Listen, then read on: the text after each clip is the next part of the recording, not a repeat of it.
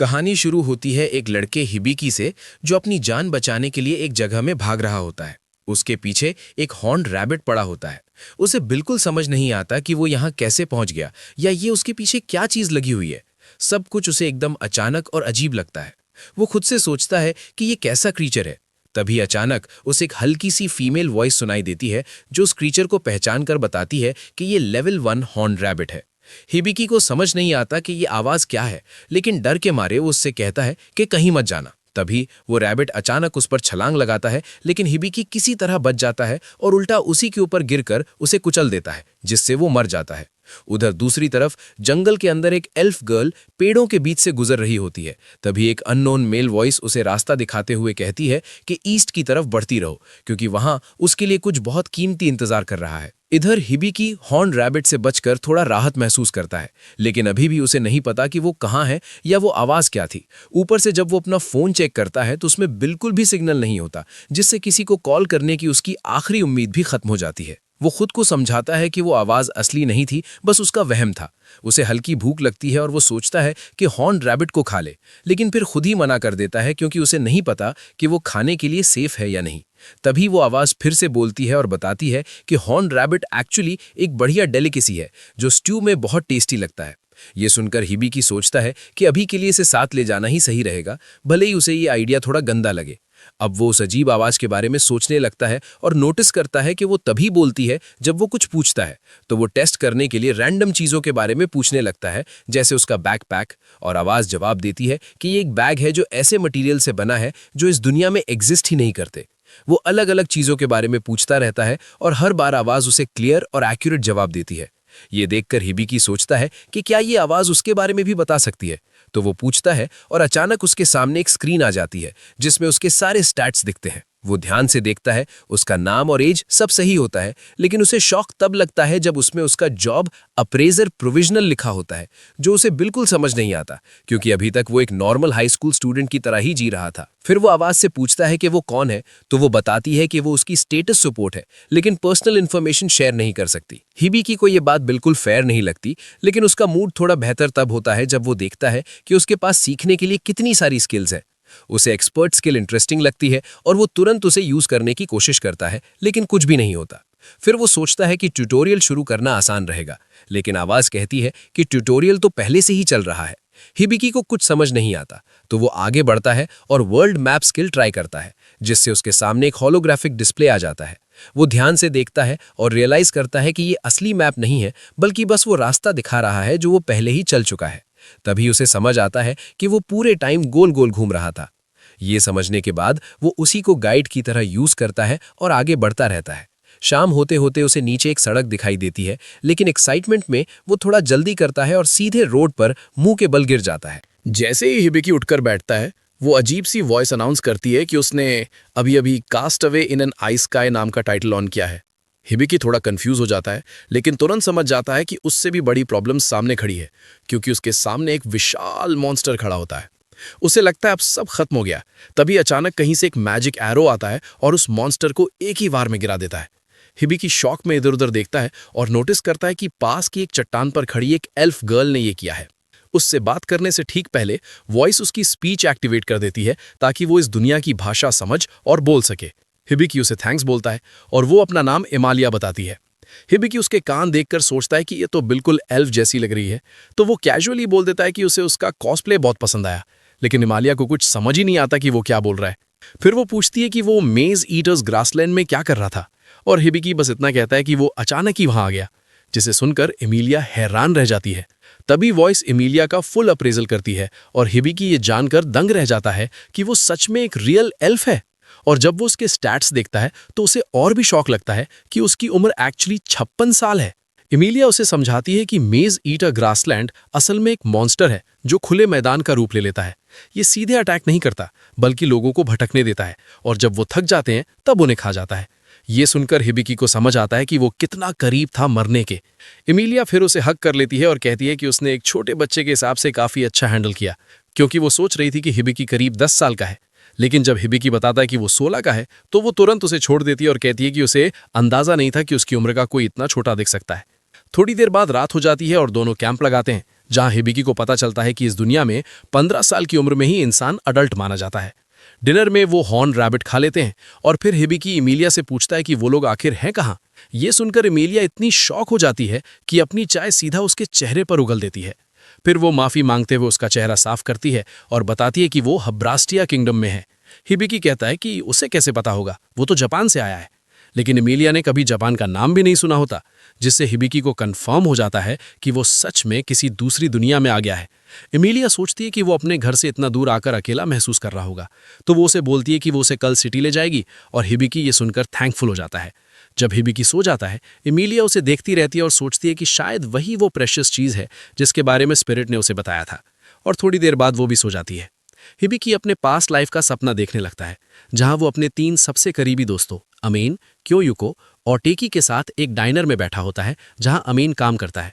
ये तीनों उसके लिए बहुत मायने रखते थे, भले वो हमेशा उसकी हाइट का मजाक उड़ाते रहते थे। फिर उसका सपना बदलता है और उसे याद आता है कि वो इस दुनिया में कैसे आया।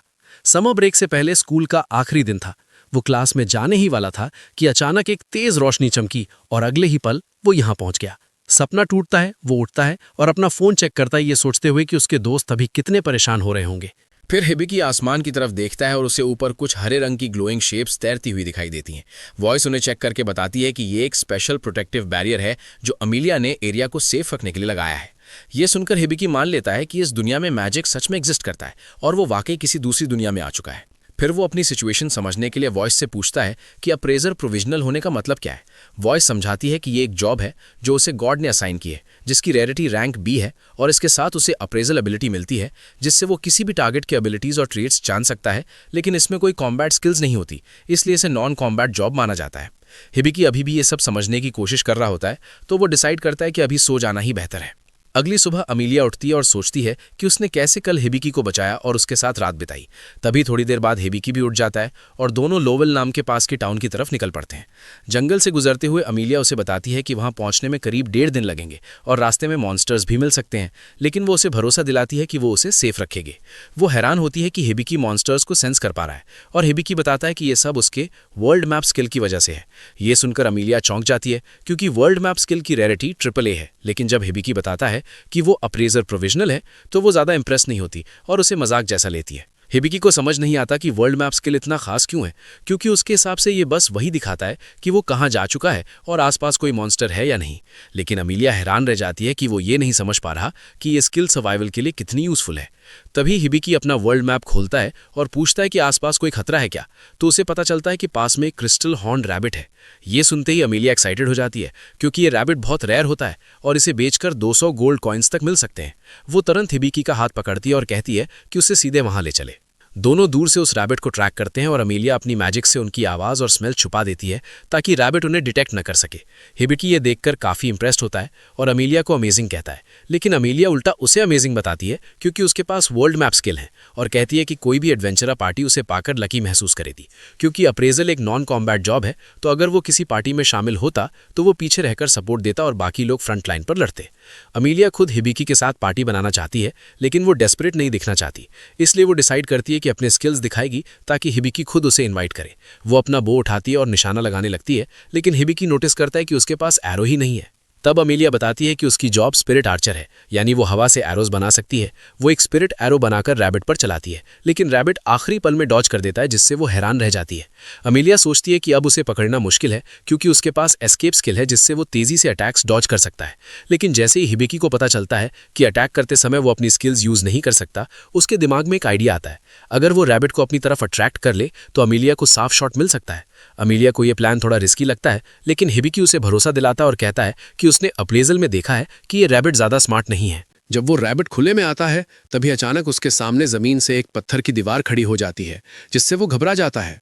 उसी वक्त उसकी नज़र हिबिकी पर पड़ती है, जो एक पत्थर पर लेटा हुआ होता है, और वो बिना सोचे समझे उसी पर अटैक करने के लिए दौड़ पड़ता है। जैसे ही वो छलांग लगाता है, एमिलिया परफेक्ट टाइमिंग के साथ अपना निशाना सेट करती है और एक ही शॉट में उसे खत्म कर देती है। एमिलिया खुद हैरान रह जाती है कि ये प्लान सच में काम कर गया, क्योंकि उन्होंने चारों तरफ स्टोन वॉल्स बनाकर उसके सारे रास्ते बंद कर दिए थे और उसे सीधा हिबिकी की तरफ जाता है। लेकिन इसका यह भी मतलब था कि रैबिट ने हिबिकी को बिल्कुल हार्मलेस समझ लिया था। तभी वो इस हिबिकी को बताती है कि उसके स्किल्स लेवल अप हो गए हैं, जो सुनकर वो कंफ्यूज हो जाता है, क्योंकि फाइनल हिट तो एमिलिया ने किया था। इमिलिया उसे समझाती है कि उसने पूरे टाइम अप्रेजल स्किल का यूज किया, स्ट्रैटेजी बनाई और खुद को बेट के रूप में इस्तेमाल किया, इसलिए उसका भी बराबर कंट्रीब्यूशन था और उसे लेवल अप मिलना ही था। इसी बीच स्वर्ग में वो गॉड जिसने हिबिकी को इस दुनिया में भेजा था उसकी प्रोग्रेस देखकर खुश होता है, लेकिन खुद को याद दिलाता है कि ये अभी सिर्फ ट्यूटोरियल है, असली सफर तो अभी बहुत लंबा बाकी है। फिर सीन शिफ्ट होता है एडवेंचरर गिल्ड में, जहां आइविल नाम की एक लड़की अभी अभी एडवेंचरर के रूप में रजिस्टर करती है। रिसेप्शनिस्ट उसे जॉब बोर्ड की तरफ जाने को कहती है, लेकिन आइविल बोलती है कि उसने अपनी पहली क्वेस्ट पहले ही चुन ली है, वो किसी बहुत खास चीज की तलाश में जा रही है। इस बीच हिबिकी और इमेलिया रॉयल टाउन पहुंचते हैं और वहां पहुंचते ही इमेलिया तुरंत हिबिकी के ऊपर एक क्लोक डाल देती है, क्योंकि उसके कपड़े इतने अलग दिख रहे होते हैं कि लोग बेवजह घूरने लगते हैं और वो अनवांटेड अटेंशन बिल्कुल नहीं चाहती। वो सोचती है कि क्रिस्टल रैबिट का हॉर्न बेचने के बाद पैसे मिल जाएंगे तो हिबिकी के लिए प्रॉपर कपड़े खरीद लेगी। इमेलिया अंदाजा लगाती है कि उन्हें करीब 200 गोल्ड कॉइन्स मिल सकते हैं, जो आर्मर और नए वेपन्स लेने के लिए भी काफी होंगे। हिबिकी को पता ही नहीं होता कि गोल्ड कॉइन की वैल्यू क्या है, तो वो अपना स्टेटस चेक करता है और उसमें दिखता है कि ये गोल्ड कॉइन लगभग 10,000 येन के बराबर है। ये सुनकर वो सच में चौंक जाता है, क्योंकि ये बहुत बड़ी रकम है। इमेलिया उसे चिंतित होकर देखती है और कहती है कि सिटी में रहते हुए उसे इतना क्लूलेस बिहेव करना बंद करना होगा, क्योंकि यहाँ ऐसे लोग हैं जो उसके जैसे लोगों का फायदा उठाने में एक सेकंड नहीं लगाएंगे। लेकिन उसकी ये बात सुनकर हिबिकी को और भी यकीन हो जाता है कि इमेलिया के शायद कोई दोस्त नहीं है। इसके बाद इमेलिया उसे एडवेंचरर गिल्ड ले जाती है और अंदर मौजूद एडवेंचरर्स उन्हें देखते ही मजाक में मान लेते हैं कि इमेलिया ने बेबी सिटिंग जॉब पकड़ ली है। इमेलिया तुरंत बोलती है कि दिखने में चाहे ऐसा लगे, लेकिन हिबिकी असल में अडल्ट है और रजिस्टर्ड भी है। उस ग्रुप का लीडर सबको कहता है कि नए आदमी को तंग करना बंद करो, और बात वहीं खत्म हो जाती है। फिर इमेलिया हिबिकी को बताती है कि उनकी पार्टी का नाम द सिल्वर बैनर है। इसके बाद वो रिसेप्शनिस्ट जूल के पास जाते हैं। इमेलिया बताती है कि उनके पास बेचने के लिए आइटम है और उनसे एक रूम तैयार करने को कहती है। वहीं हिबिकी जूल के कैट ईयर्स को घूरता ही रह जाता है। उसे समझ आता है कि वो शायद बीस्ट फोक है और वो पूरी तरह फैसिनेटेड हो जाता है। फिर सब गिल्ड मास्टर से मिलने बैठते हैं और जैसे ही हिबिकी उसे देखता है, वो उसकी जबरदस्त मस्कुलर बॉडी देखकर दंग रह जाता है। गिल्ड मास्टर अचानक नाटकीय अंदाज में अपनी शर्ट फाड़ देता है और खुद को डेलियार्ड बताता है। हिबिकी को उसके मसल्स पर इतना एक्साइटेड होते देख इमेलिया की पेशेंस खत्म होने लगती है, तो वो दोनों पर आइस कोल्ड पानी का ब्लास्ट मार देती है, जिससे दोनों तुरंत होश में आ जाते हैं। इसके बाद सब बैठते हैं और जूल खुद को रिसेप्शनिस्ट और वाइस गिल्ड मास्टर के रूप में इंट्रोड्यूस करती है। फिर इमेलिया से पूछती है कि वो क्या बेचना चाहती है। इमेलिया क्रिस्टल हॉर्न सामने रख देती है और डेलियार्ड उसे देखकर क्लियरली इंप्रेस्ड होता है। वो कहता है कि ये 3 साल पहले वाले से भी बड़ा है। थोड़ा सोचने के बाद वो 400 गोल्ड कॉइन्स का ऑफर देता है। ये सुनकर हिबिकी खुश हो जाता है, क्योंकि ये इमेलिया के अंदाजे से 2 गुना है। लेकिन उसके पूरी तरह चौंकने के लिए इमेलिया कहती है कि वो 800 गोल्ड कॉइन से कम कुछ नहीं लेगी, क्योंकि 3 साल पहले जो हॉर्न उन्होंने बेचा था वो 200 गोल्ड कॉइन्स में गया था और ये वाला उससे 3 गुना बड़ा है। दोनों कुछ देर तक प्राइस को लेकर आगे पीछे करते रहते हैं और आखिरकार डेलियार्ड मजबूरी में 700 गोल्ड कॉइन्स पर मान जाता है, जिससे इमेलिया खुश हो जाती है। लेकिन तभी जूल का मूड अचानक बदल जाता है और वो काम रहते हुए भी डराने वाला प्रेशर डालते हुए डेलियार्ड को याद दिलाती है कि उसने जो प्राइस माना है वो गिल्ड के बजट से काफ़ी ऊपर है, इसलिए वो एक्स्ट्रा अमाउंट सीधे उसकी सैलरी से काट लेगी। ये सुनकर डेलियार्ड का चेहरा बिल्कुल उतर जाता है। बाद में हिबिकी अकेला गिल्ड में बैठा होता है, तभी उसका स्टेटस सपोर्ट बताता है कि उसकी ट्यूटोरियल्स के लेवल अप होने की कंडीशंस पूरी हो गई हैं। हिबिकी को अभी तक समझ ही नहीं आता कि ट्यूटोरियल है क्या, तो स्टेटस सपोर्ट डेफिनेशन खोलकर बताता है कि ये स्किल उन लोगों को मिलती है जिनके सर्वाइवल चांसेस बहुत कम होते हैं और इसके जरिए उन्हें गॉड से गाइडेंस मिलती है ताकि वो इस दुनिया में सर्वाइव करने के लिए ज़रूरी नॉलेज और स्किल्स सीख सकें। ये सुनकर हिबिकी समझ जाता है कि अब तक वो जितना भी बचा है सब गॉड की वजह से है और वो मन ही मन उन्हें थैंक्स बोलता है। तभी एक आवाज़ जवाब देती है कि थैंक्स अप्रिशिएट किए गए। हिबिकी को लगता है वो इमेजिनेशन है, लेकिन गॉड सीधे उसके दिमाग में बात करते हुए बताते हैं कि वही उसे इस दुनिया में लाए थे। हिबिकी हैरान हो जाता है कि वो उनसे ऐसे डायरेक्टली कम्युनिकेट कर सकता है और गॉड बताते हैं कि ये हमेशा नहीं हो सकता, बस कभी कभी ही होता है। वो कहते हैं कि अब आगे सब कुछ हिबिकी के हाथ में है, वो कैसे जीता है और कैसे सर्वाइव करता है, और इतना कहकर गुड बाय बोल देते हैं। हिबिकी जल्दी जल्दी ढेर सारे सवाल पूछने की कोशिश करता है, लेकिन तब तक कनेक्शन खत्म हो चुका होता है। स्टेटस सपोर्ट फिर बताता है कि लेवल बढ़ने के बाद गाइड द्वारा दी जाने वाली सपोर्ट अब खत्म होने वाली है। हिबिकी सोचता है गाइड कौन है, तभी हिमालय उसके पास आकर उसे बुलाती है। उसी समय मैट्रे हिमालय को एक लेटर देती है और बताती है कि उसे डेजिग्नेटेड रिक्वेस्ट मिली है। हिमालय पढ़कर हिबिकी से माफ़ी मांगती है और कहती है कि उसे तुरंत टाउन छोड़ना होगा और इस बार भी वो उसे साथ नहीं ले जा सकती, क्योंकि ये रिक्वेस्ट उसके होम टाउन से आई है और वो इसे मना नहीं कर सकती। ये सुनते ही हिबिकी समझ जाता है कि गाइड असल में हिमालय ही थी। इसी दौरान हाइवल एक डंजन के अंदर गहराई में उसी चीज को ढूंढ रही होती है जिसे वो लंबे समय से तलाश रही है, लेकिन अब तक कोई सफलता नहीं मिली। अचानक उसे अंदाजा होता है कि वो कहाँ हो सकती है और वो तुरंत उस दिशा में बढ़ जाती है। दूसरी तरफ इमालिया चुपचाप सोच रही होती है कि हिबिकी अकेले ठीक रहेगा या नहीं, और हिबिकी उसे कहता है कि चिंता मत करो क्योंकि वो एडवेंचरर बनने का प्लान कर रहा है। उसे पता चला है कि नॉन कॉम्बिटेंट्स के लिए भी क्वेस्ट्स होती हैं और वो इस आइडिया से जेन्युइनली एक्साइटेड है। हिबिकी ये भी मानता है कि इमालिया ने उसके लिए अब तक बहुत कुछ किया है और वो उस पर और बर्डन नहीं बनना चाहता। आखिर अलग होने का समय आता है तो इमालिया उसे बताती है कि वो उसी इन में रह सकता है जहां वो ठहरी हुई थी। फिर मैप उसके हाथ में देकर निकलने लगती है। जाने से पहले हिबिकी कहता है कि वो क्लोक वापस करना चाहता है, लेकिन इमालिया कहती है कि इसकी चिंता मत करो, इसे पार्टिंग गिफ्ट समझ लो। तभी हिबिकी कहता है कि अभी शायद उसे इसकी उससे ज्यादा जरूरत है क्योंकि उसकी शर्ट का बटन अभी अभी टूट गया है। इमालिया शर्म से लाल हो जाती है और जल्दी से वहां से भाग जाती है। भागते हुए वो सीधे एवर से टकरा जाती है और तुरंत माफी मांगती है। तभी पास खड़ा एक नाइट पूछता है कि वो इतनी जल्दी में क्यों है, और इमालिया जवाब देती है कि उसे अचानक शॉर्ट नोटिस पर अपने घर वापस जाना है। अमालिया आइवल को उठने में मदद करती है और आइवल पूछती है क्या उसका होम टाउन एल्फ काउंटी यानी फेयरनोट किंगडम है। अमालिया हाँ में जवाब देती है तो आइवल मुस्कुराकर कहती है कि ये तो कोइंसिडेंस है क्योंकि वो भी वहीं जा रही है। दूसरी तरफ अमालिया के जाने के बाद से हिबिकी ज्यादातर समय बस सोते हुए ही बिता रहा है। वो अपना फोन उठाता है और देखता है कि बैटरी पूरी तरह डेड हो चुकी है और अभी तक उसे अपने पुराने वर्ल्ड में वापस जाने का कोई तरीका नहीं मिला। ऊपर से गॉड भी पिछली बातचीत के बाद से उससे बिल्कुल बात नहीं कर रहे, जिससे वो सच में सोचने लगता है कि उसे इस दुनिया में लाया ही क्यों गया था। तभी अचानक इन चलाने वाली तानिया उसके कमरे में आती है और कहती है कि वो उसके लिए वरीड थी क्योंकि वो आज ब्रेकफास्ट और लंच दोनों के लिए नीचे नहीं आया। हिबिकी कहता है कि वो ठीक है। ये सुनकर वो राहत की सांस लेती है और बताती है कि डिनर जल्दी तैयार होने वाला है। हिबिकी कहता है वो अभी आता है। उसके जाने के बाद हिबिकी पर प्रेशर बढ़ने लगता है क्योंकि उसके पास जो भी पैसे बचे हैं वो हॉर्न बेचने से मिले थे, यानी जल्द ही उसे कोई जॉब ढूंढनी पड़ेगी। लेकिन अपने स्टैट्स देखकर वो सोचने लगता है कि वो आखिर किस काम का है। स्टेटस सपोर्ट उसके नंबर्स दिखाती है और वो खास अच्छे नहीं होते, इसलिए स्टेटस उसे सोलो कॉम्बैट से दूर रहने की सलाह देती है। हालांकि वो ये भी बताता है कि उसने कुछ टेक्निकल स्किल्स हासिल की हैं जिनमें कॉन्ट्रैक्ट और मेडिकल बुक शामिल हैं। हिबिकी को मेडिकल बुक इंटरेस्टिंग लगती है तो स्टेटस बताता है कि वो इसके पेजेस पढ़कर नॉलेज अब्सॉर्ब कर सकता है। साथ ही चेतावनी देता है कि अगर हायर लेवल चाहिए तो उसे हर पेज पढ़ना होगा और शुरू करने के बाद बीच में रुक नहीं सकता। हिबिकी पहले थोड़ा चौंकता है लेकिन फिर भी इसे शुरू करने का फैसला करता है। जैसे ही वो मेडिकल बुक पढ़ना शुरू करता है अचानक ढेर सारी नॉलेज एक साथ उसके दिमाग में भरने लगती है, जिससे वो पूरी तरह हक्का बक्का रह जाता है। इसी दौरान आइविल और एमालिया एल्फ काउंटी की तरफ बढ़ते रहते हैं और एमालिया बताती है कि वो बार बार हिबिकी के बारे में सोच रही है और उसे लेकर वरिड है कि वो ठीक रहेगा या नहीं। आइविल मजाक में मान लेती है कि शायद उसे उससे फीलिंग्स हो गई हैं, लेकिन एमालिया तुरंत मना कर देती है। कहती है कि वो अभी अभी उससे मिली है और वो उससे लगभग 40 साल छोटा है। तभी आगे खड़ी एक मेड एमालिया को आवाज देती है और उसे देखते ही एमालिया दौड़कर उसे गले लगा लेती है। एमालिया बताती है कि ये स्टेलिया है, उनकी चीफ मेड। फिर एमालिया स्टेलिया से आइविल का परिचय कराती है और आइविल एक्साइटेड होकर एमालिया से पार्टी बनाने की रिक्वेस्ट करती है। एमालिया अपनी पहली पार्टी रिक्वेस्ट सुनकर खुश हो जाती है, लेकिन स्टेलिया का चेहरा देखकर लगता है उसे ये बिल्कुल पसंद नहीं आया। कुछ दिनों बाद आखिरकार हिबिकी मेडिकल बुक की पूरी नॉलेज अब्सॉर्ब कर लेता है। वो पूरी तरह थका हुआ दिखता है, लेकिन उसे याद आता है कि उसे शॉपिंग भी करनी है, इसलिए वो आर्मर लेने के लिए आर्मरी की तरफ निकल पड़ता है। बाहर निकलकर हिबिकी एक पल रुकता है और मानता है कि मेडिकल बुक की सारी नॉलेज एब्जॉर्ब करना सच में बेहद मुश्किल था। उसे समझ आता है कि इस दुनिया में स्किल सीखना आसान नहीं है और हर स्किल को सीखने का तरीका अलग अलग होता है। वो ये भी महसूस करता है कि स्टेटस सपोर्ट के बिना वो पूरी तरह खो गया होता, इसलिए वो तय करता है कि अब वो उसे सिर्फ स्टेटस नहीं बुलाएगा और उसे सोपो नाम देता है क्योंकि ये बोलने में आसान है। जब वो काम ढूंढने गिल्ड पहुंचता है तभी एक बुरी तरह घायल एडवेंचरर को अंदर लाया जाता है और हिबिकी ध्यान से देखता है तो पहचानता है कि ये वही आदमी है जिससे वो पहले मिला था।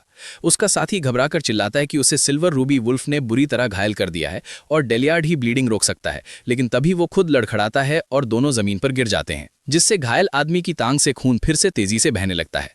जूल बताती है कि डेलियार्ड अभी टाउन में नहीं है, लेकिन वो किसी और हीलिंग मैजिक का इस्तेमाल कर सकते हैं। उसके साथी कहते हैं कि उन्होंने जो कुछ कर सकते थे सब कर लिया, अब शायद कुछ काम नहीं आएगा। हिबिकी हालात देखकर समझ जाता है कि ब्लीडिंग तुरंत रोकनी होगी। उसे याद आता है कि उसने मेडिकल बुक की नॉलेज ली है, इसलिए शायद वो कुछ कर सकता है। वो आगे बढ़कर कहता है कि उसे देखने दें क्योंकि उसके पास मेडिकल स्किल है। सोपो जल्दी से जांच करती है और बताती है कि उस आदमी के पास सिर्फ 5 मिनट बचे हैं। वो डेथ पॉइजन से इन्फेक्टेड है और उसके 2 लिम्स जा चुके हैं, इसलिए इलाज के लिए हाइपर क्योर और परफेक्ट हील दोनों टेक्निक्स चाहिए। हिबिकी सोचता है ये आसान होगा, लेकिन तुरंत समस्या सामने आती है। पूरे ट्रीटमेंट के लिए 650 मैना पॉइंट्स चाहिए, जबकि उसके पास सिर्फ 56 है। उसे समझ आता है कि नॉलेज होने का कोई मतलब नहीं अगर उसके पास माना ही नहीं है। तो वो सोचने लगता है क्या करे। तभी सोपो सुझाव देती है कि वो कॉन्ट्रैक्ट स्किल का इस्तेमाल करे, जिससे आसपास के लोग एग्रीमेंट करके अपना माना हिबिकी को ट्रांसफर कर सकते हैं। आसपास मौजूद सभी लोग बिना झिझक कॉन्ट्रैक्ट मान लेते हैं और अपना माना उसे देने लगते हैं। माना मिलने के बाद हिबिकी पहले हाइपर क्योर इस्तेमाल करता है, जिससे पॉइजन पूरी तरह शरीर से निकल जाता है। फिर परफेक्ट हील करता है और चमकदार नीली रोशनी की बीम निकलती है। कुछ ही पलों बाद एडवेंचरर जमीन पर लेटा होता है और उसके दोनों लिम्स पूरी तरह रिस्टोर हो चुके होते हैं। हिबिकी राहत की सांस लेता है कि वो सफल हो गया, लेकिन तुरंत बात खुद गिर पड़ता है। बेहोशी में उसे अपनी पुरानी दोस्त अमाने दिखाई देती है, जो उसे कह रही होती है कि बिना सोचे समझे दूसरों के लिए अपनी जान जोखिम में डालना बेवकूफ़ी है, खासकर तब जब कोई साफ गोल या रिवॉर्ड भी नहीं है। वो उसे समझाती है कि हर बार कोई उसे बचाने के लिए आसपास होगा इसकी कोई गारंटी नहीं है, इसलिए उसे अब ज़्यादा सावधान रहना होगा। तभी हिबिकी झटके से होश में आता है और सोपो बताती है कि उसके स्किल्स और लेवल्स काफ़ी बढ़ गए हैं। जूल उसके पास आती है और उसे पहले वाले आदमी को बचाने के लिए धन्यवाद देती है और बताती है कि वो असल में उसका छोटा भाई जेड है। हिबिकी हैरान हो जाता है क्योंकि जेड ह्यूमन है और वो नहीं, तो जूल समझाती है कि उनकी मदर्स अलग अलग हैं। ये बात छोड़कर हिबिकी कहता है कि उसे थैंक्स मत दो, क्योंकि वो सिर्फ इसलिए सफल हुआ क्योंकि आसपास के लोगों ने अपना माना उसे दिया था। जूल मानती है कि ये सही है, लेकिन ये भी कहती है कि अगर हिबिकी वहां नहीं होता तो जेड मर जाता, इसलिए वो दिल से उससे ग्रैटिट्यूड एक्सेप्ट करने को कहती है। इसके बाद जूल बताती है कि उसने इस पूरे इंसिडेंट पर गैग ऑर्डर लगा दिया है, क्योंकि हिबिकी का हाइपर क्योर और परफेक्ट हील दोनों इस्तेमाल कर पाना पूरी तरह अनहर्ड है, और अगर ये बात फैल गई तो कोई ना कोई उसे प्रॉफिट के लिए एक्सप्लॉइट करने की कोशिश करेगा। इसलिए जूल सुझाव देती है कि हिबिकी किसी पार्टी में शामिल होने पर विचार करे, क्योंकि फ्रेंडली कॉम्बैटेंट्स के साथ रहना उसके लिए ज्यादा सेफ रहेगा। हिबिकी कुछ देर सोचता है, लेकिन पूरी तरह कन्विंस नहीं होता, क्योंकि उसे नहीं पता वो इस सिटी में कितने समय तक रहेगा और वो किसी और पर ये बर्डन नहीं डालना चाहता। वो मानता है कि भरोसा करने के लिए लोग होना अच्छा होगा, लेकिन उसे डाउट है कि ये काम करेगा क्योंकि वो नॉन कम्बैटेंट है। तब जूल उसे दूसरा ऑप्शन बताती है कि वो सिंपली एक बॉडीगार्ड हायर कर सकता है। सीन बदलता और एक सेल के अंदर एक वुल्फ मैन एक छोटी लड़की के पास बैठा होता है और वो ऐलान करता है कि जो भी उस पर हाथ डालने की कोशिश करेगा वो उसे चीर के रख देगा। अगले दिन हिबिकी बॉडीगार्ड हायर करने के लिए डेब्बी कंपनी पहुंचता है, जहां उसकी मुलाकात ओनर अजाराथन डेब्बी से होती है। लेकिन जैसे ही डेब्बी को हिबिकी की प्रॉपर झलक मिलती है, वो तुरंत उस पर फिदा होने लगता है, क्योंकि उसे उसके अंदर से पैसों की खुशबू आ रही होती है। दरअसल उसके पास एक स्पेशल स्किल है, जिससे वो उन लोगों से प्लेजेंट सेंट महसूस कर सकता है जो या तो ऑलरेडी वेल्दी हैं या जल्द ही अमीर बनने वाले हैं। फिर हिबिकी को कई मसल हेड बॉडीगार्ड्स दिखाए जाते हैं, लेकिन वो एक एक करके सबको रिजेक्ट कर देता है, स्ट्रेंथ की कमी की वजह से नहीं, बल्कि इसलिए क्योंकि किसी के पास इनफ एमपी ही नहीं है। असल में हिबिकी मेडिकल बुक की हाइपर क्योर और परफेक्ट हील स्किल्स यूज करना चाहता है, और उसके लिए हाई मना वाला बॉडीगार्ड चाहिए। डेब्बी कहता है कि और भी ऑप्शंस अवेलेबल हैं। तभी हिबिकी को गॉड से एडवाइस मिलती है कि वो खुद जाकर ढूंढे, और जब डेब्बी उसे अगले कैंडिडेट्स की तरफ ले जा रहा होता है, तभी हिबिकी साइड में एक डार्क कॉरिडोर नोटिस करता है। डेब्बी बताता है कि उधर कुछ ऑप्शंस तो हैं, लेकिन वो रेगुलर वर्क या कॉम्बैट के लिए सूटेड नहीं है। वो अपने होम वापस नहीं जा पाए, इसलिए उसने उन्हें बस रहने दिया है। हिबिकी को लगता है शायद वो भी उसकी तरह सिचुएशन में हो, तो वो डेब्बी से उधर ले जाने को कहता है। अंदर पहुंचकर हिबिकी देखता है कि एक वुल्फ बीस्टमैन एक छोटी लड़की की गार्ड कर रहा है। वो पूछता है इन्हें बंद क्यों किया गया है। तब डेब्बी बताता है कि बीस्टमैन उस लड़की को बचाने के लिए रैम्पेज पर चला गया था। लड़की में मैजिकल एबिलिटीज हैं, लेकिन वो उन्हें कंट्रोल नहीं कर पाती, इसलिए उसकी पावर्स बिना वार्निंग के बर्स्ट हो जाती हैं। हिबिकी दोनों को अप्रेज करने की कोशिश करता है, लेकिन कुछ स्टैट्स हिडन मिलते हैं। तब सोपो बताती है कि उनके स्टैट्स फाल्सिफाइड हैं और उसे गॉड द्वारा दी गई एक्सपर्ट आई स्किल यूज करनी चाहिए। हिबिकी एक्सपर्ट आई से फिर अप्रेजल करता है और पता चलता है बीस्टमैन का नाम क्लॉड है और वो लेवल 55 का हीरो है। लड़की का नाम लिलियन है और उसके पास रेजिंग सेंचुअरी स्टेट्स है, जिसका मतलब उसकी सोल सीधे गॉड्स के रियल्म से कनेक्टेड है। हिबिकी सोचता है और समझता है कि दोनों के पास प्लेंटी एमपी है, लेकिन उसे डाउट होता है कि क्या वो एक हीरो और सेज को साथ ले जा सकता है। तभी गॉड उसे बोलता है कि जो करना है करो। इसके बाद सोपो उसे रिलीफ मेजर नाम की टेक्निकल स्किल यूज करने को कहती है। रीजन ठीक से नहीं बताती, लेकिन हिबिकी सोचता है शायद ये क्लॉड पर लगे कर्ज को हटाने के लिए है। आखिर हिबिकी डिसाइड करता है कि वो दोनों को परचेज करेगा, और ये सुनते ही डेब्बी खुशी से चिल्ला उठता है, क्योंकि हिबिकी से आने वाली फॉर्च्यून की खुशबू अब पहले से कई गुना ज्यादा स्ट्रांग हो चुकी होती है। उसके बाद हिबिकी क्लॉड और लिलियन को लेकर एक ओपन फील्ड में जाता है और क्लॉड तुरंत सोचने लगता है कि आखिर वो दोनों के साथ क्या करने वाला है, लेकिन हिबिकी उसे कैल्म रहने को कहता है और बताता है कि वो एक्चुअली उसे हील करने आया है। ये सुनकर क्लॉड पूरी तरह स्टन रह जाता है। हिबिकी लिलियन से कहता है कि इस प्रोसेस के लिए उसे उसकी मदद चाहिए। क्लॉड को शक होता है कि कहीं ये कोई ट्रैप तो नहीं, लेकिन लिलियन उसे चुप कराते हुए कहती है कि पूरी जिंदगी वही उसे प्रोटेक्ट करता आया है, इसलिए इस बार वो उसे बचाना चाहती है। हिबिकी लिलियन को समझाता है कि परफेक्ट हील एक्टिवेट करने के लिए उसे उसकी एमपी का बड़ा हिस्सा चाहिए और पहले कॉन्ट्रैक्ट भी करना होगा। लिलियन बिना हेजिटेशन के एग्री कर जाती है और तुरंत अपनी एमपी ट्रांसफर कर देती है, जिससे Hibiki perfect heal technique activate कर देता है।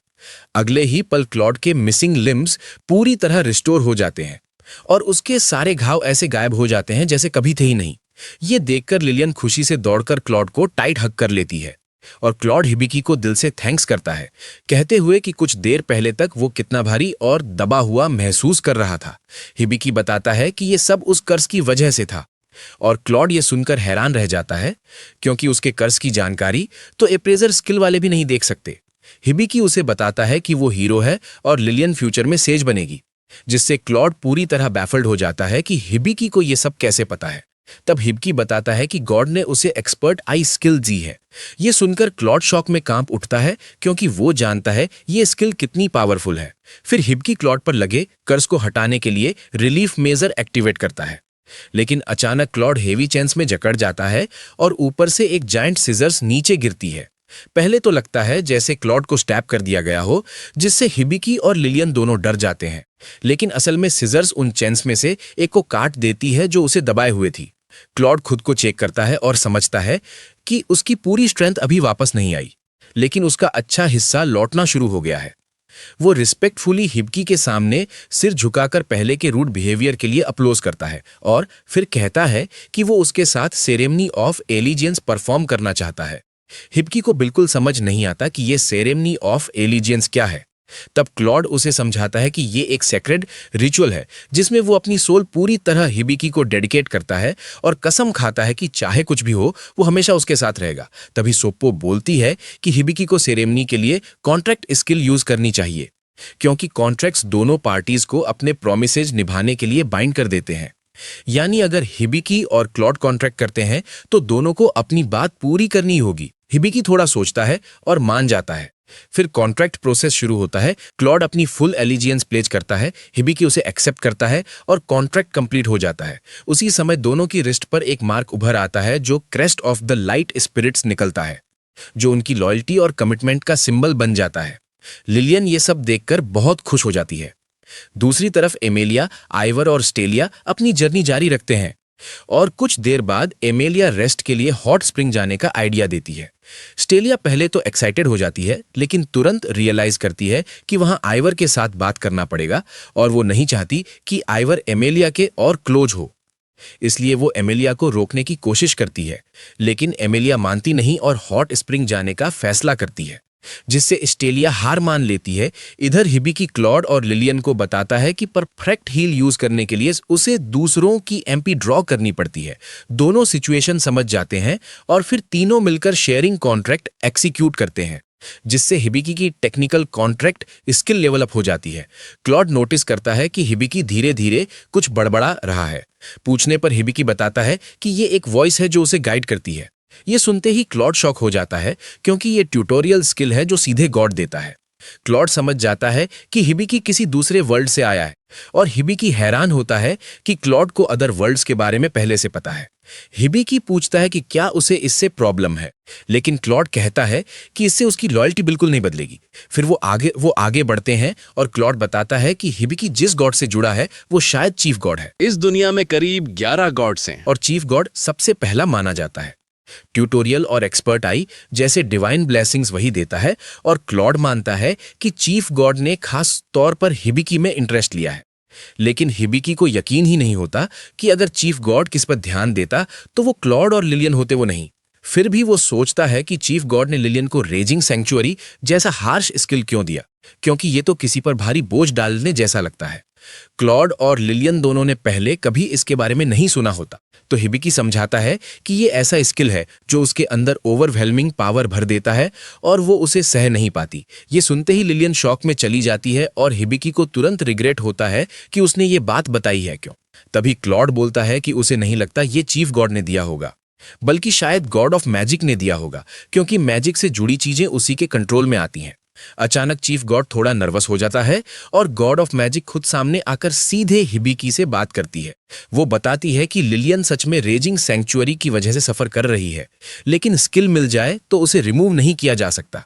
वो ये भी बताती है कि हिबिकी के पास उसका ग्रिमोयर स्किल है, जिसकी मदद से वो लिलियन की एमपी और ओवरऑल मैजिक पावर एडजस्ट कर सकता है ताकि उसे कंट्रोल किया जा सके।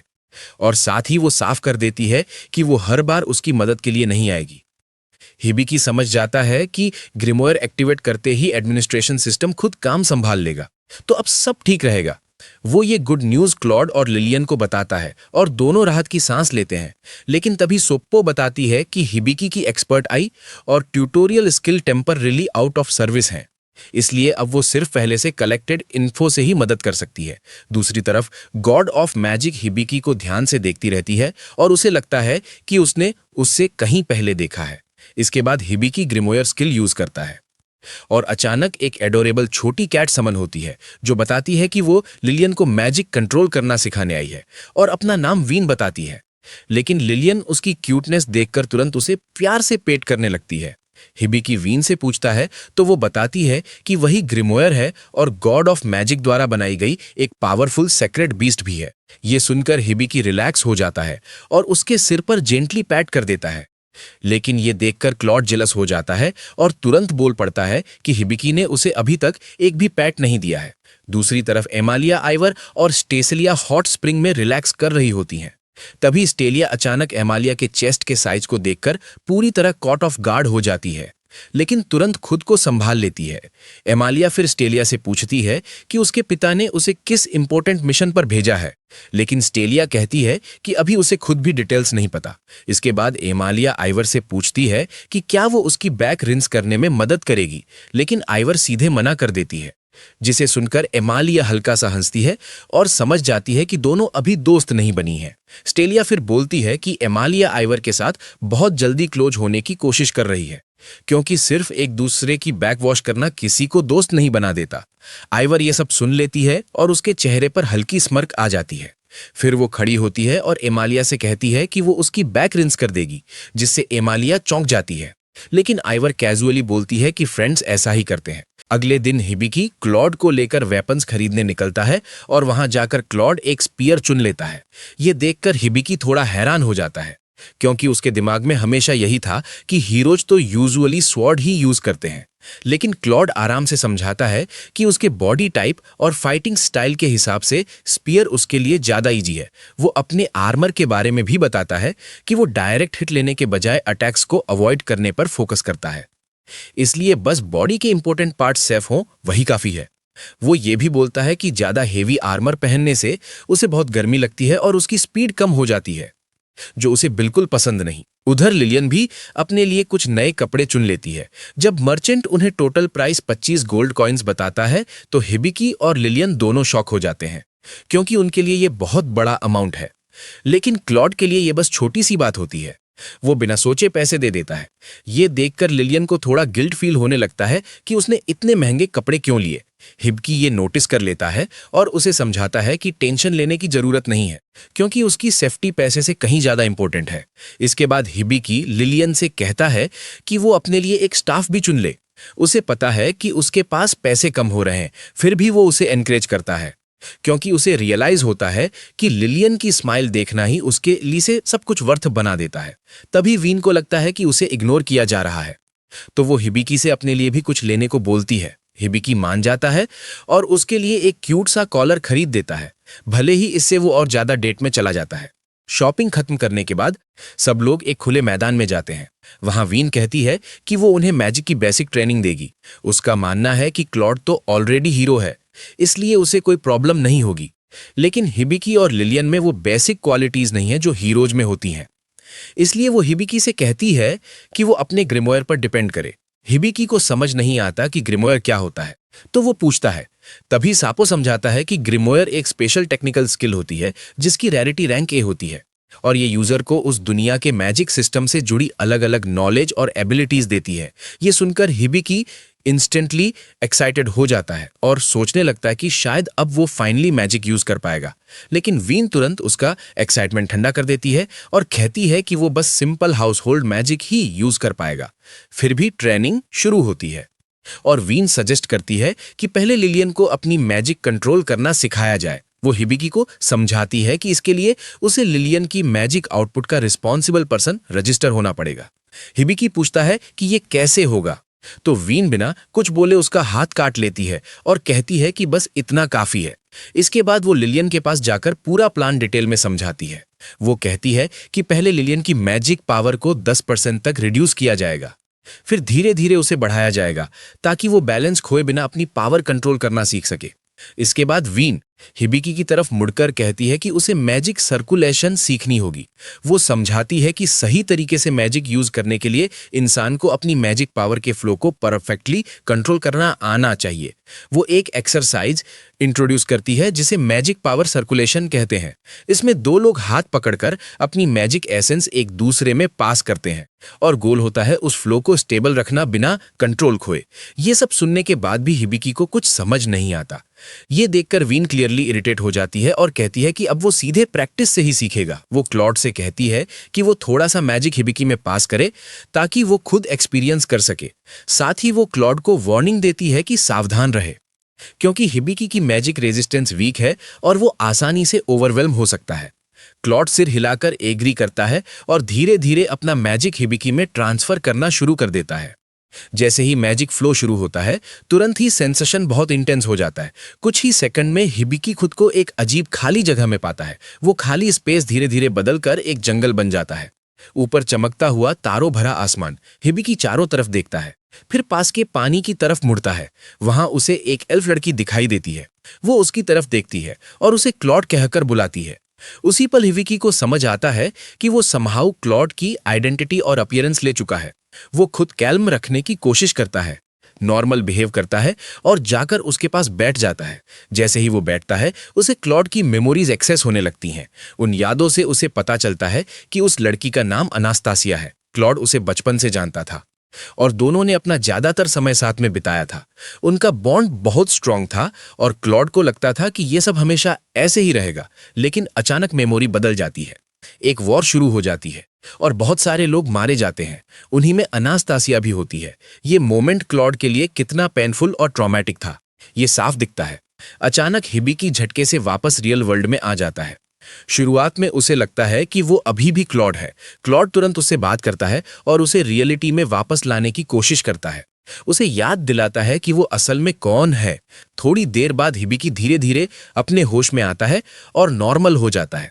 फिर वो खुद से सवाल करता है कि आखिर उसने खुद को क्लॉड क्यों समझ लिया था। तभी वीन समझाती है कि ऐसा इसलिए क्योंकि मैजिक फ्लो के दौरान वो क्लॉड की कॉन्शनेस में बहुत गहराई तक चला गया था।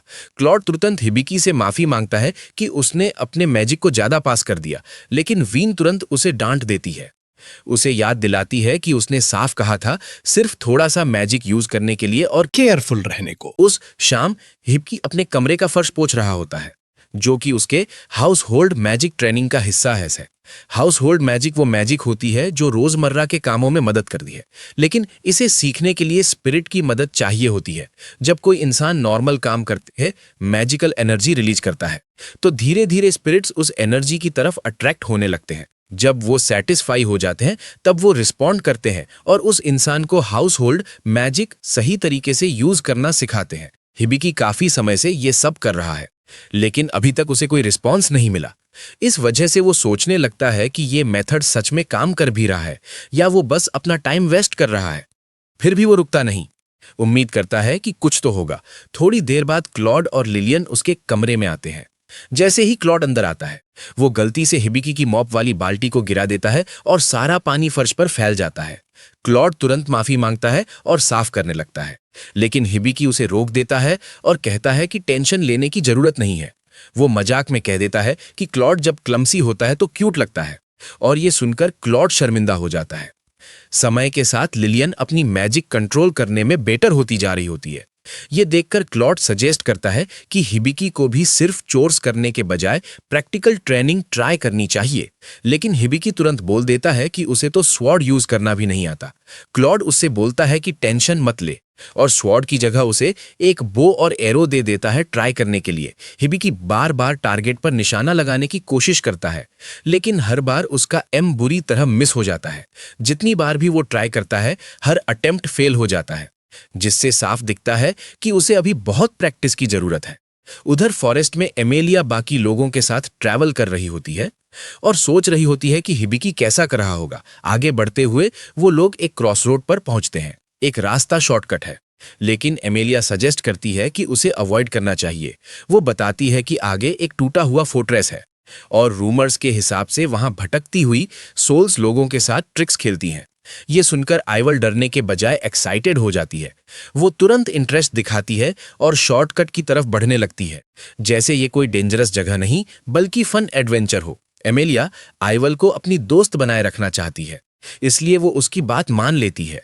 इसी वजह से सब लोग आइवल के पीछे पीछे शॉर्टकट की तरफ चल पड़ते हैं, लेकिन स्टालिया को पहले से ही फील हो जाता है कि ये डिसीजन आगे जाकर प्रॉब्लम क्रिएट करेगा और शायद कुछ भी अच्छा एंड नहीं होगा। इधर लिलियन हिबिकी की मदद करती है खाना बनाने में। जब खाना तैयार हो जाता है, सब लोग साथ बैठकर खाने लगते हैं, लेकिन खाना पूरी तरह से खराब निकलता है। लिटरली खाया ही नहीं जा सकता। ऐसा इसलिए होता है क्योंकि क्लॉड केयरलेस हो गया था और उसने मशरूम्स और बाकी इंग्रेडिएंट्स को ठीक से क्लीन नहीं किया था। इससे सबको समझ आ जाता है कि क्लॉड कॉम्बैट के बाहर ज्यादा यूजफुल नहीं है। क्लॉड तुरंत खुद को डिफेंड करता है और कहता है बाकी चीजों में उसकी स्किल कम होने की वजह उस पर लगी कर्ज है। ये सुनकर हिबिकी क्यूरियस हो जाता है और पूछता है कि क्या उसे पता है किसने उसे कर्ज किया। क्लॉड जवाब देता है कि उसे नहीं पता कि इसके पीछे कौन है। जब हिबिकी नदी के पास बर्तन धो रहा होता है, तभी सापो उसे बताती है कि उसने एक नई स्किल अनलॉक की है जिसका नाम बबल वॉश है, जो हाउसहोल्ड मैजिक का हिस्सा है। फिर सापो उसे अपना वर्ल्ड मैप चेक करने को कहती है। जैसे ही हिबिकी मैप देखता है, उसे पता चलता है कि एक तेज रफ्तार बोर टाइप मॉन्स्टर सीधा उनकी तरफ आ रहा है। मॉन्स्टर पास आते ही क्लॉड कॉन्फिडेंटली आगे बढ़ता है। वो अपने स्पीयर और प्रिसीजन स्ट्राइक टेक्निक का यूज करता है और बहुत आसानी से उस बोर को खत्म कर देता है। उसे मारने के बाद क्लॉड बताता है कि खून की स्मेल और मॉन्स्टर्स को अट्रैक्ट कर सकती है, इसलिए बॉडी को तुरंत हैंडल करना होगा। लेकिन लिलियन इस मौके को यूज करती है अपनी वाटर मैजिक दिखाने के लिए। वो अपनी ऑर्डर आइसोलेशन स्किल एक्टिवेट करती है और बोअर के सारे खून को साफ कर देती है, उसे पूरी तरह क्लीन बना देती है। इसके बाद क्लॉड कहता है कि अब वो उन्हें सिखाएगा कि मॉन्स्टर को प्रॉपरली बुचर कैसे किया जाता है। उधर एमेलिया और बाकी लोग जब उस रूइंड फोर्ट्रेस पर पहुंचते हैं, तो आइवर अपने मैजिक मिरर से एरिया को ऑब्जर्व करती है। उसे पता चलता है कि वहां बहुत सारी रेस्टलेस सोल्स मौजूद हैं। तभी एमेलिया अचानक एक्साइटमेंट में चिल्लाती है, क्योंकि उसे लगता है कि उसे बहुत बड़ा ट्रेजर मिल गया है। लेकिन जब आइवर चेक करती है, तो उसे समझ आता है कि वो ट्रेजर असली नहीं है। वो एक्चुअली एक मैजिकल गैस है जो लोगों को उनके डीपेस्ट डिजायर्स के इल्यूशंस दिखाता है। इसी वजह से एमेलिया और स्टेलिया दोनों एक ड्रीम जैसी हालत में फंस जाते हैं। फिर आइवर अपनी मैजिक यूज करके सिचुएशन को हैंडल करती है। हिबिकी और बाकी लोग बोअर को बुचर करने के बाद सब लोग गंदे हो चुके होते हैं, खून से भरे हुए। हिबिकी डिसाइड करता है कि ये परफेक्ट टाइम है अपनी नई बबल वॉश स्किल टेस्ट करने का। जैसे ही वो इसे एक्टिवेट करता है, हाई प्रेशर में सोप बबल्स निकलते हैं और सीधे क्लॉड पर लगते हैं। बबल्स खत्म होने के बाद क्लॉड पूरी तरह साफ हो जाता है, पहले से भी ज्यादा क्लीन। वो ये भी नोटिस करता है कि बबल वॉश ने उसके बॉडी को रिफ्रेश कर दिया है और उसकी थोड़ी स्ट्रेंथ भी वापस आ गई है। अगले दिन हिबिकी और उसकी टीम बैठकर अपनी सिचुएशन पर बात करते हैं और जल्दी ही उन्हें समझ आ जाता है कि उनके पास पैसे लगभग खत्म हो चुके हैं। तो हिबिकी कहता है कि अब टाइम आ गया है कि वो लोग गिल्ड से जॉब्स लेना शुरू करें ताकि थोड़ी इनकम आ सके। सब लोग तुरंत इस बात से एग्री कर जाते हैं और जितनी जल्दी हो सके शुरू करने के लिए रेडी हो जाते हैं। लेकिन तभी क्लॉड उन्हें थोड़ा संभल कर चलने की सलाह देता है। वो कहता है कि हाल की मैजिक ट्रेनिंग से हिबिकी और लिलियन जरूर स्ट्रांग हुए हैं, लेकिन फिर भी उन्हें केयरलेस नहीं होना चाहिए। इसलिए अगर जॉब शुरू करनी है तो शुरुआत लो रिस्क कामों से करनी चाहिए। यानी एफ रैंक क्वेस्ट से। इसके बाद वो सब एडवेंचरस गिल्ड जाते हैं और जूल के साथ अपनी पार्टी रजिस्टर करवा लेते हैं और फिर बिना टाइम वेस्ट किए तुरंत अवेलेबल क्वेस्ट्स देखने लगते हैं। हिबिकी थोड़ा हैरान हो जाता है जब वो देखता है कि क्लॉड एक साथ कई क्वेस्ट सेलेक्ट कर रहा है, लेकिन क्लॉड समझाता है कि लो रैंक जॉब्स में पैसे बहुत कम मिलते हैं, इसलिए एक साथ मल्टीपल क्वेस्ट्स कंप्लीट करना ज्यादा स्मार्ट रहता है। तभी उन्हें कुछ एक्स्ट्रा क्वेस्ट्स के बारे में भी बताया जाता है, जिनमें से एक कैप्चर मिशन होता है। लेकिन क्लॉड तुरंत बोल देता है कि उसका रैंक अभी उनके लेवल से काफी ऊपर है, इसलिए उसे अटेम्प्ट करना सही नहीं होगा। मीट्रे बताती है कि इस मिशन के बारे में उनके पास बस एक क्लू है, एक टेल, और इसी वजह से उसकी डिफिकल्टी बढ़ा दी गई है। ये सुनकर हिबिकी क्यूरियस हो जाता है और पूछता है कि ऐसा कौन सा इंसान होगा जिसके लिए इतना हाई प्रायोरिटी कैप्चर रिक्वेस्ट निकला है। मीट्रे समझाती है कि टारगेट एक बैंडिट है जो अक्सर अमीर लोगों को लूटता है। हिबिकी को ये इतना सीरियस नहीं लगता और वो सोचता है कि वैसे भी ये मिशन उनके हिस्से में नहीं आएगा। कुछ ही देर बाद हिबिकी अपना पहला क्वेस्ट शुरू करता है, जिसमें उसे एक रैबिट पकड़ना होता है। करीब 20 मीटर दूर उसे एक रैबिट दिखता है और वो कॉन्फिडेंटली अपना बो और एरो निकालता है। सोचता है कि ये तो इजी होगा, लेकिन उसकी एम इतनी खराब निकलती है कि उसे कई बार कोशिश करनी पड़ती है। तब जाकर वो फाइनली रैबिट को मार पाता है। क्लॉड उसे समझाता है कि आइडियली टारगेट को एक ही शॉट में गिरा देना चाहिए, लेकिन क्योंकि हिबिकी ने आखिर में काम पूरा कर लिया, इसलिए वो इसे एक्सेप्टेबल मान लेता है। तभी लिलियन और वीन भी फॉरेस्ट से अपना हर्ब गैदरिंग टास्क खत्म करके वापस आ जाते हैं। हिबिकी उनकी बास्केट में एक अजीब सा फ्रूट देखता है और उसके बारे में पूछता है, तो लिलियन बताती है कि उसे मेचा काचा का फ्रूट कहते हैं, जो उन्हें रास्ते में मिला था। वो आगे बताती है कि ये फ्रूट्स आमतौर पर मार्कर्स की तरह यूज होते हैं, ताकि अगर कोई पहाड़ों में रास्ता भटक जाए तो इन्हें देखकर वापस रास्ता ढूंढ सके। और एग्जाम्पल देने के लिए वो एक फ्रूट पास के पेड़ पर फेंकती है। इसके बाद सब लोग थोड़ा रेस्ट करने का फैसला करते हैं, लेकिन इस ब्रेक के दौरान हिबिकी का माइंड भटकने लगता है। उसे एहसास होता है कि वो इस दुनिया में शायद समर वेकेशन शुरू होने से ठीक पहले आया था। उसे अपने पुराने वर्ल्ड के दोस्तों की याद आने लगती है। वो सोचने लगता है कि क्या वो कभी वापस अपनी ओरिजिनल दुनिया में जा पाएगा या नहीं। वहीं दूसरी तरफ एमालिया की टीम में आइवर थोड़ा एंग्जाइटी महसूस कर रही होती है, क्योंकि उसे अभी तक कोई रियल रिजल्ट नहीं मिला है।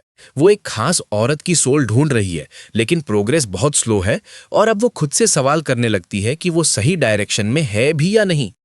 उसी समय एमालिया अभी भी आइवर को अपनी फ्रेंड बनाना चाहती है, इसलिए वो उसे एक ट्रैवल अम्यूलेट देती है, जिसमें ऐसा मैजिक है कि अगर आइवर कभी डेंजर में हो तो उसे तुरंत पता चल जाएगा। और एमालिया ये भी प्रॉमिस करती है कि अगर कुछ भी हुआ तो वो उसकी मदद करने जरूर आएगी। आइवर मुस्कुराकर वो गिफ्ट एक्सेप्ट कर लेती है, लेकिन अंदर ही अंदर उसे पता होता है कि ये फ्रेंडशिप असली नहीं है, बस एक दिखावा है। अगले दिन टाउन में हिबिकी कहता है कि उन्होंने क्वेस्ट से अच्छा खासा पैसा कमाया है, तो क्यों ना थोड़ा सा पैसा किसी टेस्टी खाने पर खर्च किया जाए, क्योंकि उन्होंने पहले ही गिल्ड में क्वेस्ट आइटम जमा कर दिए थे। मीट्रे को यह बात थोड़ी सस्पिशियस लगती है, क्योंकि एक नॉर्मल एफ रैंक पार्टी इतना सब अचीव नहीं कर सकती। तभी हिबिकी की मुलाकात डिलियार्ड से होती है और डिलियार्ड तुरंत नोटिस करता है कि हिबिकी अभी भी काफी दुबला पतला है और उसमें मसल की कमी है, तो वो कहता है कि वो उसे ट्रेन करेगा ताकि वो स्ट्रांग बन सके। लेकिन क्लॉड तुरंत बीच में आ जाता है और डिफेंसिव हो जाता है। वो कहता है कि हिबिकी उसका स्टूडेंट है और डिलियार्ड को पीछे हटने को बोलता है, पर डिलियार्ड ऐसा इंसान नहीं है जो आसानी से पीछे हट जाए, और देखते ही देखते दोनों के बीच फुल फाइट शुरू हो जाती है। शुरुआत में दोनों बराबरी के लगते हैं, लेकिन कुछ ही मिनटों में क्लॉड पीछे पड़ने लगता है। तब हिबिकी अपना एस्प्रेजल स्किल यूज करता है और डिलियार्ड की असली ताकत देखकर शॉक्ड रह जाता है। आसपास के लोग ये डेंजरस फाइट देखकर डर के मारे भागने लगते हैं, लेकिन एक ब्लॉन्ड लड़की हुड पहनकर वहीं खड़ी रहकर सब ऑब्जर्व कर रही होती है। तभी जूल वहां पहुंचती है और साफ दिख रहा होता है कि वो बहुत गुस्से में है। वो अपनी वाटर मैजिक से दोनों को जोर से दीवार पर पटक देती है और फाइट रोक देती है। उसी वक्त पास के एक डाइनर से एक औरत भागते हुए बाहर आती है और चिल्लाती है कि किसी थीफ ने उसका पर्स चुरा लिया है। ये सुनकर वीन तुरंत हिबिकी से पूछती है कि उसका बैग कहाँ है, और तभी हिबिकी को रियलाइज होता है कि उसका बैग गायब है, जिसमें उनका सारा पैसा था। ये बात उसे और लिलियन दोनों को बहुत बुरी लगती है, क्योंकि अब वो टेस्टी खाना नहीं खा पाएंगे जो वो प्लान कर रहे थे। जूल को शक होता है कि ये वही बैंडिट हो सकता है जिसका जिक्र गिल्ड में हुआ था, हालांकि उनके पास उसके बारे में ज्यादा जानकारी नहीं है। उन्हें बस इतना पता है कि वो बैंडिट अपनी टेल का इस्तेमाल करके चोरी करता है और ज्यादातर अमीर लोगों को टारगेट करता है। ये सुनकर वीन के दिमाग में अचानक एक आइडिया आता है और करीब 1 घंटे बाद लिलियन एक आउटडोर कैफेटेरिया में बैठी होती है। सामने हिबिकी बैठा होता है जो एक लड़की के भेष में है और सरप्राइजिंगली वो उम्मीद से भी ज्यादा अच्छा लग रहा होता है। वीन फिर प्लान समझाती है कि वो लोग हिबिकी को बेट की तरह यूज करेंगे ताकि बैंडिट बाहर आए, और जैसे ही बैंडिट दिखेगा क्लॉड तुरंत उसे पकड़ लेगा। क्लॉड तो पहले से ही गुस्से में भरा हुआ होता है क्योंकि उसे अपने मास्टर के पैसे चोरी होने का बदला लेना है। प्लान का आखिरी हिस्सा ये होता है कि हिबिकी अपना वॉलेट टेबल पर छोड़ देगा, लेकिन हिबिकी को ऑनेस्टली ये प्लान थोड़ा बेवकूफ़ी वाला लगता है क्योंकि ये बहुत ऑब्वियस और आसानी से नोटिस होने वाला है। तभी वेट्रेस खाना सर्व करने आती है, लेकिन अचानक क्लॉड चिल्लाता है कि उसका वॉलेट गायब हो गया है और उसे तुरंत समझ आ जाता है कि वही वेट्रेस थीफ थी। लेकिन वो लोग पहले से ऐसे सिचुएशन के लिए रेडी थे। उन्होंने मेचा काची का फ्रूट को इस तरह से रखा था कि वो साफ फुटप्रिंट्स छोड़ सके, और जैसे ही थीफ भागी उसके पीछे विजिबल ट्रैक्स बनते गए जिन्हें फॉलो करके हिबिकी और बाकी लोग एक अबैंडन्ड गली तक पहुंचते हैं। वो सोचते हैं कि ये किसी क्रिमिनल के छिपने के लिए परफेक्ट जगह है, इसलिए वो धीरे धीरे अंदर जाते हैं और जल्दी ही एक अंडरग्राउंड डाइनर डिस्कवर करते हैं जो हिडन होने के बावजूद सरप्राइजिंगली काफी अच्छी तरह बना हुआ होता है, जिससे वो और ज्यादा कॉशियस हो जाते हैं। अंदर जाते ही एक आदमी हिबिकी को नोटिस करता है और उसे पसंद करके फ्लर्ट करने लगता है, लेकिन हिबिकी पोलाइटली मना कर देता है और कहता है कि वो अपने दोस्तों के साथ आया है। थोड़ी देर बाद क्लॉड एक हुड पहनी हुई लड़की को जाते हुए देखता है और हिबिकी से उसे अप्रोच करने को कहता है। जैसे ही वो लड़की गली में आती है, क्लॉड सामने से उसका रास्ता रोकता है और पीछे से हिबिकी और लिलियन उसे घेर लेते हैं, पूरी तरह सराउंड कर देते हैं। क्लॉड पहले बोलता है और उससे कहता है कि जो उसने चुराया है वो वापस दे दे, लेकिन लड़की बिल्कुल कैल्म रहकर कहती है कि उसे कुछ नहीं पता। तब हिबिकी आगे बढ़कर कहता है कि एक्टिंग बंद करो, उसने उसे अप्रोच कर लिया है और उसे पता है कि वही वो बैंडिट है जिसे सब ढूंढ रहे हैं, और उसका नाम फोना है। अपनी पोल खुलते एक फोना अपना क्लोक हटा देती है और मान लेती है कि वही बैंडिट है। वो ये भी बताती है कि उसे पता था कि उन्होंने उसे फेक पर्स से ट्रैप करने की कोशिश की, लेकिन असली पर्स तो वो पहले ही ले चुकी है। हिबिकी तुरंत चेक करता है और शॉक हो जाता है कि उसका असली वॉलेट सच में गायब है। तब उसे समझ आता है कि फोना ने जानबूझकर उन्हें यहां लाकर उनका असली पैसा चुरा लिया। इसके बाद फोना दीवार पर वार करती है जिससे लकड़ी के टुकड़े गिरकर उनका रास्ता ब्लॉक कर देते हैं और वो आराम से निकल जाती है। लेकिन आखिरी मोमेंट पर क्लॉड हिबी को धक्का देकर बचाता है और उसे फोना के पीछे जाने को कहता है। हिबिकी तुरंत उसका पीछा करता है, लेकिन एक हिडन ट्रैप में फंस जाता है और उल्टा लटक जाता है। फोना पास आकर उसे गौर से देखती है और समझ जाती है कि वो असल में लड़का है। वो थोड़ा करीब आकर उसे क्यूट कहती है और बोलती है कि वो उसकी मदद कर सकती है, लेकिन एक शर्त पर। उसे उसके लिए कुछ आइटम्स अप्रेज करने होंगे। उसे जानना है कि उसने जो चीजें चुराई हैं उनमें कौन सी असली हैं और कौन सी फेक। इसलिए वो दोनों वापस अंडरग्राउंड डाइनर में जाते हैं, जहां हिबिकी एक एक आइटम ध्यान से चेक करके असली और नकली अलग करने लगता है। लेकिन शुरुआत में फोना ज्यादा इंप्रेस नहीं होती क्योंकि उसे लगता है कि ये तो कोई भी एवरेज अप्रेजर कर सकता है। लेकिन जैसे ही हिबिकी उसके पहने हुए आर्म बैंड को अप्रेच करता है और उसमें से एक हिडन मैसेज पढ़कर सुनाता है, फोना की रिएक्शन तुरंत बदल जाती है। फोना ये सुनकर तुरंत शॉक हो जाती है और बताती है कि ये आर्म बैंड उसे उसकी सिस्टर ने मरने से पहले दिया था, लेकिन वो कभी इसमें लिखा हुआ पढ़ नहीं पाई, जबकि वो हमेशा से जानना चाहती थी कि इसमें क्या लिखा है। उसने कई अप्रेजर्स से भी मदद ली थी, लेकिन कोई भी इसे समझ नहीं पाया। और जब हिबिकी कुछ ही सेकंड्स में आराम से इसे पढ़ देता है तो वो सच में इंप्रेस हो जाती है। फिर वो हिबिकी से पूछती है कि वो कहां से आया है, और हिबिकी जवाब देता है कि वो बहुत दूर की जगह से आया है। ये सुनकर फोना उसे सलाह देती है कि वो उसकी तरह ना बन जाए और जब तक मौका है तब तक अपने घर वापस चला जाए, क्योंकि अगर देर हो गई तो शायद वो कभी लौट ही न पाए, क्योंकि हिबिकी ने अपनी साइड का प्रॉमिस पूरा कर दिया होता है।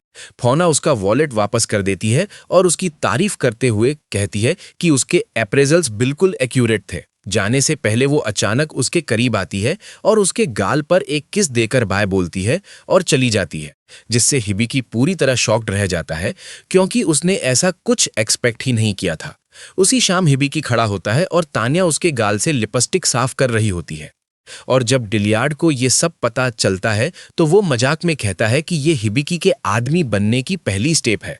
फिर बात बदलते हुए डिलियार्ड उसे बताता है कि कैपिटल के एडवेंचर्स गिल्ड से खबर आई है कि एक यंग और एनर्जेटिक पार्टी है जो बहुत ही तेज स्पीड से लेवल अप कर रही है। वो इतने स्किल्ड हैं कि खुद किंग ने उन्हें अनडेड को हराने का काम दिया है और वो खुद को कॉर्प्स किलर्स कहते हैं। डिलियार्ड आगे बताता है कि ये ग्रुप ईस्ट से वेस्ट की तरफ ट्रैवल कर रहा है, मतलब फ्यूचर में वो उनके देश से भी गुजर सकते हैं। उस रात हिबिकी अपने बेड पर बैठकर सोचता है कि ये दुनिया कितनी बड़ी है और उसके अंदर एक स्ट्रांग इच्छा जागती है कि वो अलग अलग जगहों पर जाकर इसे एक्सप्लोर करे। वो ये भी कहता है कि वो हर तरह के लोगों से मिलना चाहता है, खासकर किसी बहुत नॉलेजेबल इंसान से। क्लॉड बताता है कि ऐसे इंसान को सेज कहते हैं और अभी भी 3 दुनियाओं के सेजेस एक्टिव हैं जो 500 साल से रूल कर रहे हैं। लेकिन उसे समझ नहीं आता कि हिबिकी उनसे क्यों मिलना चाहता है। तब हिबिकी सच बताता है कि वो अपने ओरिजिनल वर्ल्ड में वापस जाने का तरीका ढूंढना चाहता है। ये सुनकर क्लॉड और लिलियन दोनों शॉक हो जाते हैं, क्योंकि इसका मतलब है कि एक दिन हिबिकी उन्हें हमेशा के लिए छोड़ देगा। हिबिकी उनके चेहरे देखकर समझ जाता है और समझाने की कोशिश करता है कि उसका वो मतलब नहीं था। लेकिन जैसे ही वो खुद सोचता है, उसे एहसास होता है कि सच में अगर वो वापस गया तो उन्हें छोड़ना पड़ेगा। फिर भी क्लॉड उसे दिलासा देता है और कहता है कि वो उस दिन तक उसकी प्रोटेक्शन करता रहेगा। वहीं दूसरी तरफ एमालिया अपने ग्रुप के साथ जंगल में ट्रैवल कर रही होती है और स्पिरिट से अपनी बातचीत की कहानियां सुनाती है। वो ये भी बताती है कि एक बार ऐसा हुआ था जब किसी स्पिरिट ने पहले उससे बात की थी। ये सुनकर आइवर इंटरेस्टेड हो जाती है और पूछती है कि ये कहाँ हुआ था। एमालिया बताती है कि वो रोवेल के जंगल में हुआ था। ये सुनते ही आइवर अचानक एक बहाना बनाती है और कहती है कि उसे एक जरूरी काम याद आ गया है, इसलिए यहीं से उन्हें अलग होना पड़ेगा और वो मुड़कर चली जाती है, जिससे एमालिया पूरी तरह शॉक्ड रह जाती है। जाते जाते आइवर सोचती है कि अगर एमालिया ने जो आवाज सुनी थी वो स्पिरिट नहीं थी, तो वो शायद उसी औरत की सोल है जिसे वो इतने समय से ढूंढ रही है। लेकिन फिर भी रोवेल वापस जाने का ख्याल उसे फ्रस्ट्रेट करता है, क्योंकि वहीं से उसकी जर्नी शुरू हुई थी। बस यही था एपिसोड 5। अगले पार्ट को मिस ना करने के लिए सब्सक्राइब करो और अगला वीडियो स्क्रीन पर देखो।